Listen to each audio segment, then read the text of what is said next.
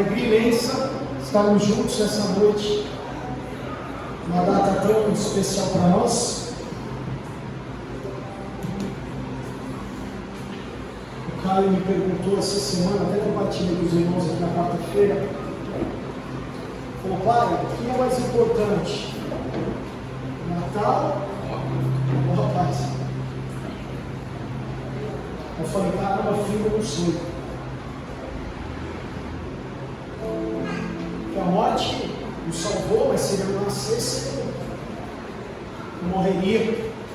Mas hoje, eu acho que hoje eu responderia que é a Páscoa. Porque é por conta do sacrifício de Cristo que nós estamos aqui.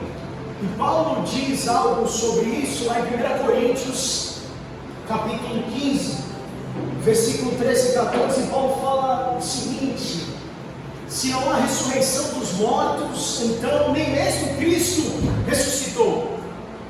E se Cristo não ressuscitou, é inútil a nossa pregação, como também é inútil a fé que vocês têm, a fé que nós temos. Então nós conhecemos muito bem a história. Lá na sexta-feira há uma morte, uma cruz, há um sofrimento, há muita tristeza. Mas nós que conhecemos a história inteira, hoje no domingo nós podemos nos alegrar. Nós podemos nessa noite cantar, nós podemos celebrar, nós podemos dizer que Ele é Rei, nós podemos adorá-lo, porque nós estamos cantando e louvando um Deus que está vivo. Mas nós estamos aqui nessa noite para celebrar a Páscoa. E a Páscoa, irmãos, não quero me pegar muito toda a história disso, mas eu preciso rapidamente passar isso com você. A Páscoa é uma festa judaica. E para entender a Páscoa, eu e você precisamos entender um pouco da história do povo judeu. Na história do povo judeu começa um homem de nome chamado Abraão, depois Abraão, que recebe de Deus um chamado, recebe de Deus uma promessa.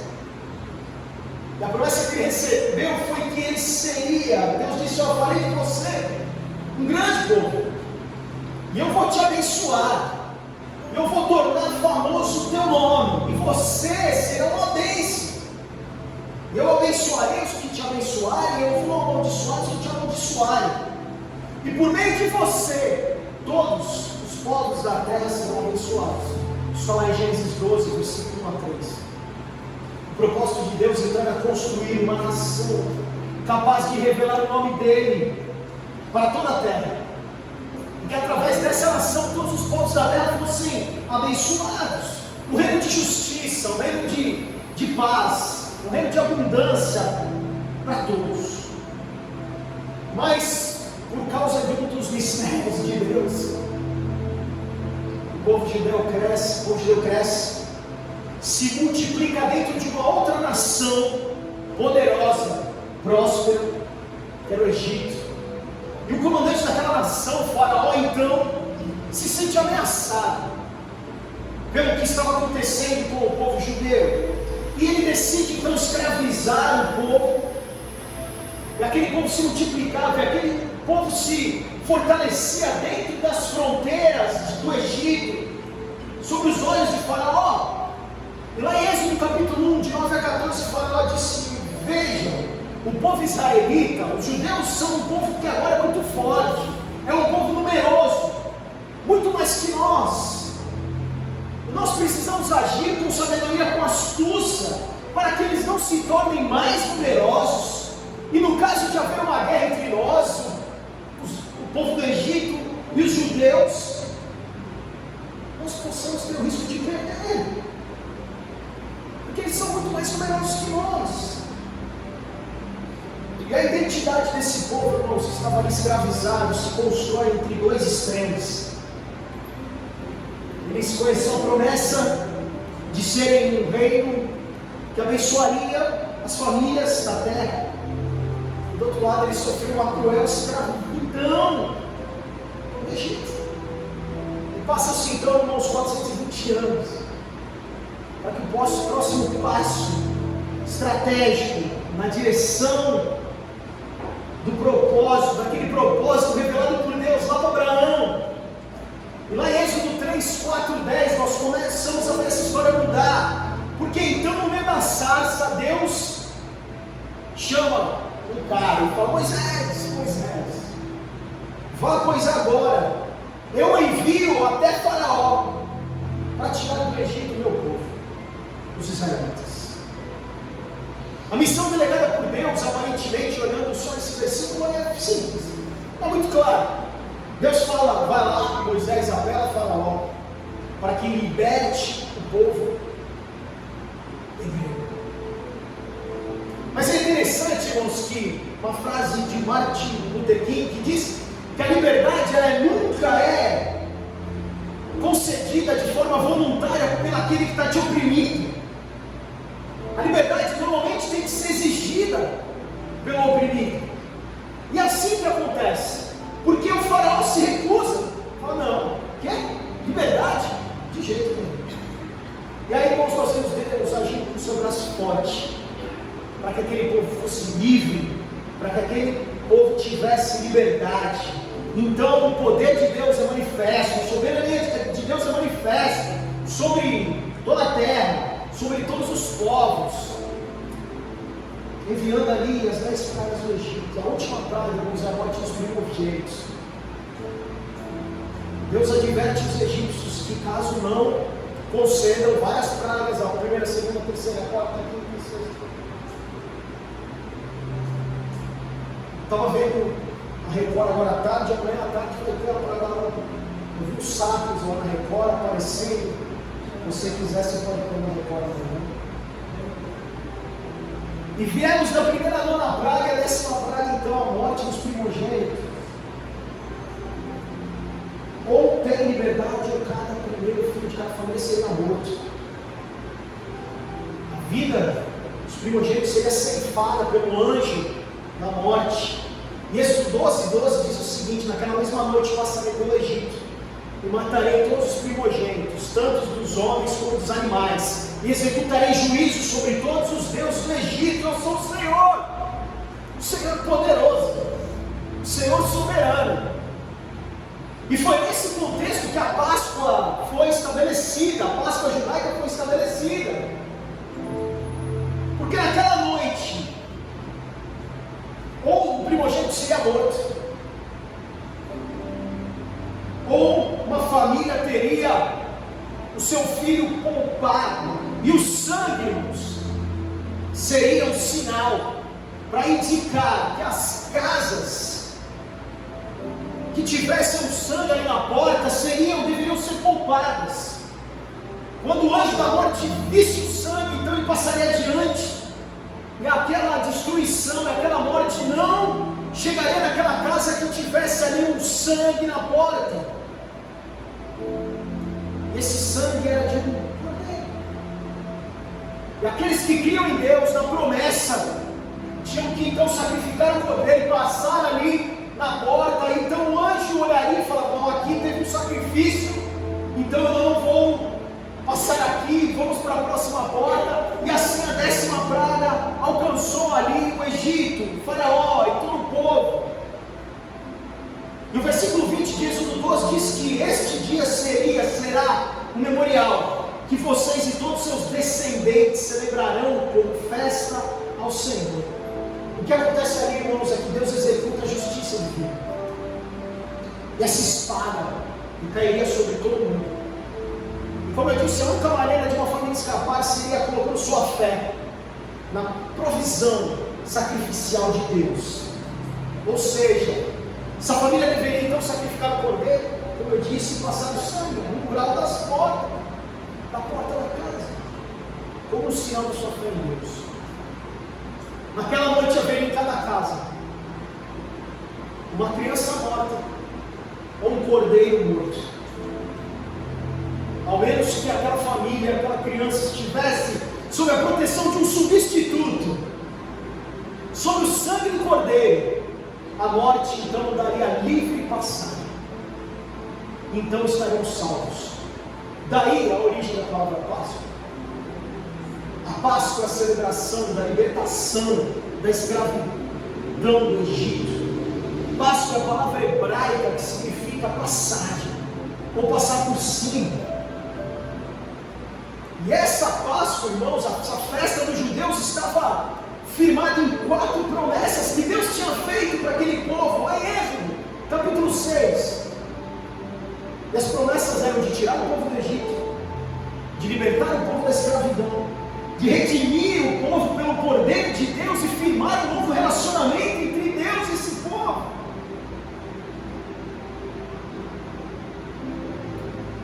Passados alguns anos, longos anos, os judeus vêm celebrando anualmente essa festa.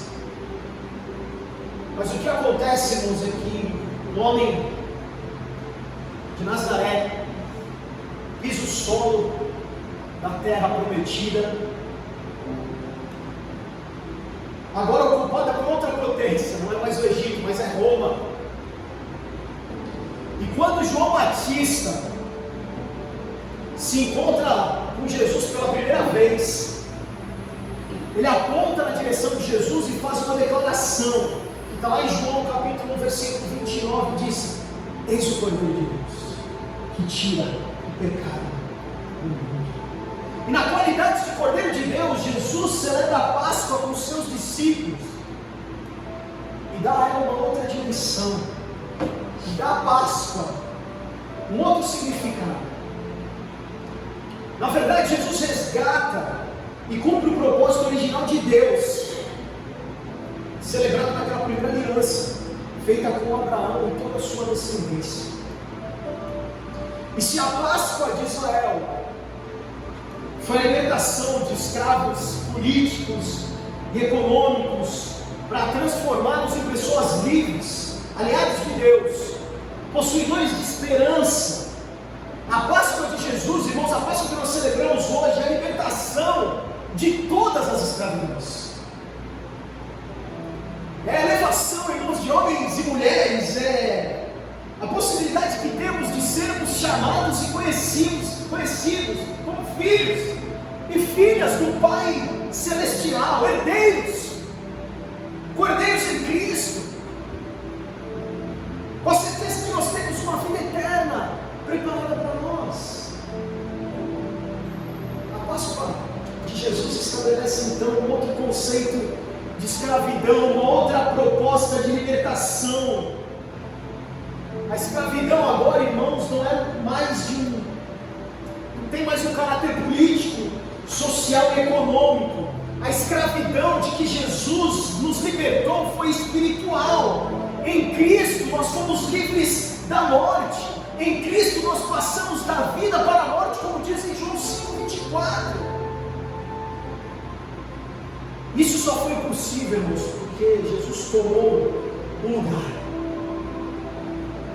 que era meu, um lugar que era seu, e tomou esse lugar em amor, entregou a vida dele por nós.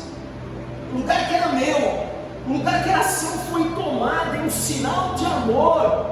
E isso dá outro sentido para as nossas vidas, irmãos. Por isso que essa data é tão importante e significativa para nós. Por isso que nós estamos aqui felizes. Porque a Páscoa não é simplesmente a celebração da morte do Cordeiro de Deus que tira o pecado do mundo.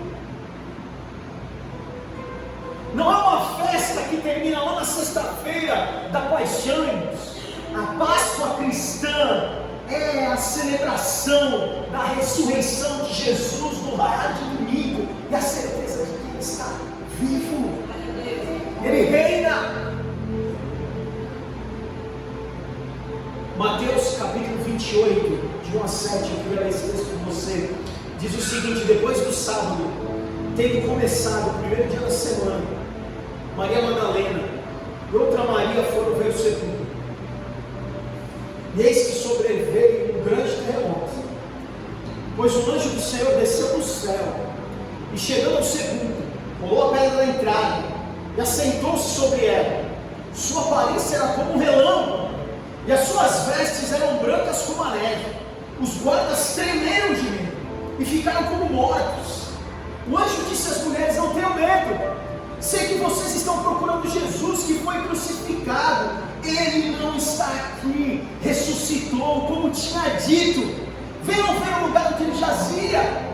Vão depressa e digam aos discípulos dele: ele ressuscitou dentre os mortos, está indo adiante de vocês para Galiléia, lá vocês o verão. Notem que eu já os avisei. Irmãos, mal sabia o inferno, o diabo, que o último dia não era sexta-feira, mas o último dia foi o domingo. E aquelas mulheres foram até o sepulcro e não viram nada. E o anjo disse: que vocês estão procurando? Ele está vivo, ele não está mais aqui, ele já tinha dito isso para vocês, ele ressuscitou. E Paulo fala em 1 Coríntios 15, versículos 54 a 57, quando porém o que é corruptível se revestir de incorruptibilidade, e o que é mortal de imortalidade, então se cumprirá a palavra que está escrita: a morte foi destruída pela vitória. Onde está a morte, a sua vitória?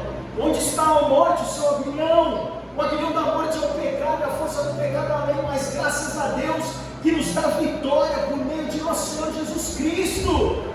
O triunfo de Jesus, irmãos, inaugura uma nova fase da história de todo o universo.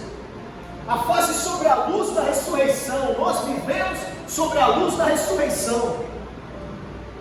Até aquele momento o universo vivia sobre a sombra da morte, mas após a ressurreição o universo respira sobre a luz da vitória de Jesus sobre a morte.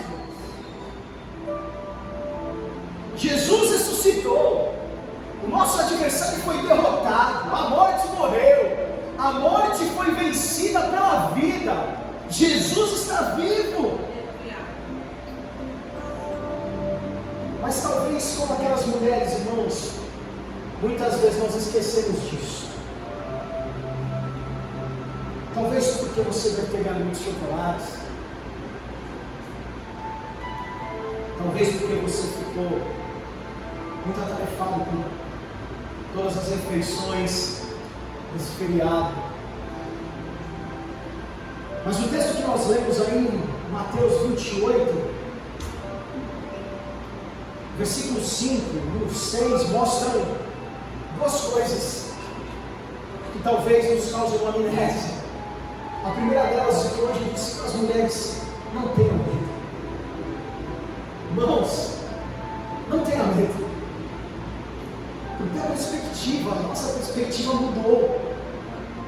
Porque a história do universo, a nossa história está marcada agora, irmãos, pela presença da vida, não mais pela presença da morte. Porque Jesus, o Jesus que nós cantamos, que nós celebramos, é o Jesus que está vivo. E nós lembramos nessa noite, através também da ceia, através do pão partido e do cálice, que a morte não pode detê-lo. E nós lembramos com tristeza da morte, mas celebramos a vida. Não tenha medo. No versículo 6 diz, o anjo diz para aquelas mulheres: ele não está aqui. E muitas vezes nós continuamos indo no lugar errado. Nós precisamos procurar Jesus onde ele pode ser encontrado. Ele não está mais na morte, ele está na vida, ele está na ressurreição. Nós não podemos buscar Jesus onde ele não está. Nós não podemos buscar mais Jesus no desespero, na dor, na agonia, porque Jesus nos trouxe vida. Porque ele está vivo, está aqui. Cabe a nós, irmãos, a cada momento, não só na Páscoa, nessa data tão especial, tão emocionante, tão significativa para nós, ou a cada primeiro domingo de cada mês, que nós partilhamos a ceia. Cabe a nós, a cada dia, olhar, enxergar tudo pelo prisma da ressurreição. Se nós olharmos todas as coisas pelo prisma da ressurreição, irmãos, com a certeza de que o túmulo está vazio, Nós então, irmãos, olharemos a vida de uma maneira diferente, com gratidão, com fé, amando ao próximo, na consciência de que Cristo está vivo e venceu a morte, orando com gratidão, porque Ele morreu por nós, sofreu o castigo que era para nós. Por isso, irmãos, que a Páscoa não existe chocolate. E hoje nós podemos celebrar o Cristo que venceu a morte, o Cristo que está vivo. Onde está a morte? A sua vitória. E a morte foi carregada pela vida, irmãos. Jesus não está mais aqui. Ele está vivo.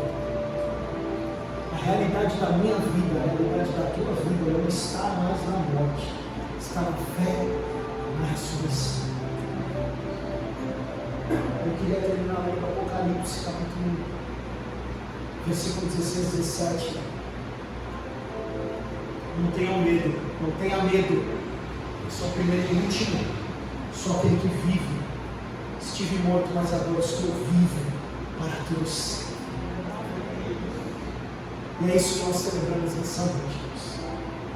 E é isso que nós celebramos na Páscoa. E é isso, irmãos, que dá ou deveria dar sentido às nossas vidas.